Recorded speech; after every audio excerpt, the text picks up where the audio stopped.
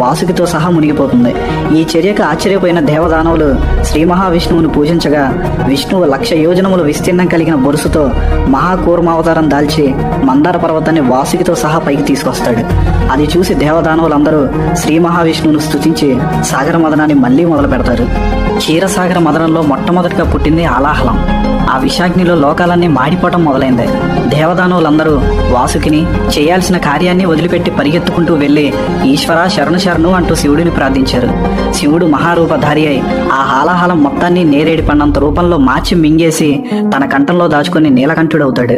పరమశివుడు చేసిన ఆ పనికి దేవదానవులందరూ సంతోషంతో శివతత్వాన్ని పొగుడుతూ నాట్యాలు చేశారు.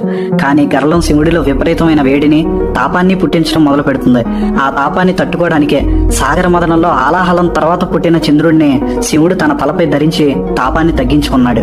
ఆ తాపం తగ్గడానికే శివుడికి అభిషేకాలు చేయాలని, అందుకే శివుడు అభిషేక ప్రియుడని పురాణాలు చెప్తున్నాయి.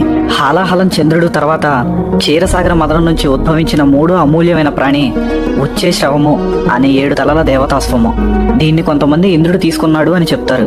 కానీ పోతన భాగవతం ప్రకారం దీన్ని బలిచక్రవర్తి తీసుకున్నాడని వివరంగా చెప్పబడింది. ఇక సాగర మదనంలో పుట్టిన 4వది ఐరావతం.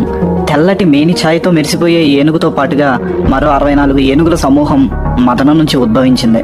వీటినన్నిటినీ ఇంద్రుడు తీసుకుని ఐరావతాన్ని తన వాహనంగా మార్చుకున్నాడు. తర్వాత పాలకడలి నుంచి ఉద్భవించిన 5వ అతి ముఖ్యమైనది సురభి అనే కామధేనువు. దీనిని బ్రహ్మాది మునీశ్వరులు తమ యజ్ఞ యాగాలలో నెయ్యికి ఉపయోగించే పవిత్రమైన పాల కోసం తీసుకున్నారు. క్షీరసాగర మదనంలో తర్వాత వరుసగా ఉద్భవించినవి సకల కోరికలు తీర్చే కల్పవృక్షం మరియు ముట్టుకోగానే మన అలసటను ఎప్పటికీ వాడిపోని పువ్వులను ఇచ్చే పారిజాతం. ఇవి రెండింటినీ ఇంద్రుడు తీసుకున్నాడు. దేవదానవుల సాగర మదనంలో తర్వాత పుట్టినది ధనానికి కారణమైన లక్ష్మీదేవి. లక్ష్మీదేవి ఉద్భవించిన వెంటనే తనకు కనిపించిన శ్రీహరిపై మనసు పడి అతని భార్య అయింది. ఆ తర్వాత మహావిష్ణు అన్ని అవతారాల్లోనూ అతని భార్యగా తాను కూడా అవతరించింది. లక్ష్మీదేవి తర్వాత సాగర మదనంలో ఉద్భవించినవి కౌస్తూభం అనే మాణిక్యం మరియు శంకు చక్రాలు. వాటిని శ్రీ మహావిష్ణువు తీసుకున్నాడు.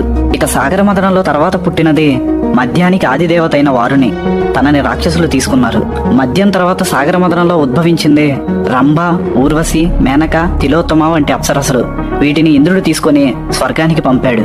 క్షీర సాగర మదనంలో చిట్ట చివరిగా సకల వైద్య శాస్త్రాలతో, సకల రోగాలకు విమోచనం కలిగించే వనమూలికలతో, మృత్యు అనేది లేకుండా చేయగలిగే అమృత భాండాగారంతో ధన్వంతరి మదనం నుంచి ఉద్భవిస్తాడు. సరిగ్గా అదే సమయంలో మహావిష్ణువు మోహిని అవతారం ధరించి తన అందంతో రాక్షసుల ఆలోచనను అమృతం వైపు నుండి మార్చి వాళ్ళకి అమృతం దక్కకుండా చేసి దేవతల మనుగడకు ప్రాణం పోస్తాడు. అలా మదనం చేయడానికి గల కారణం సఫలమవుతుంది. ఇప్పుడు సాగర మదనంలో ఉద్భవించిన ప్రతి క్యారెక్టర్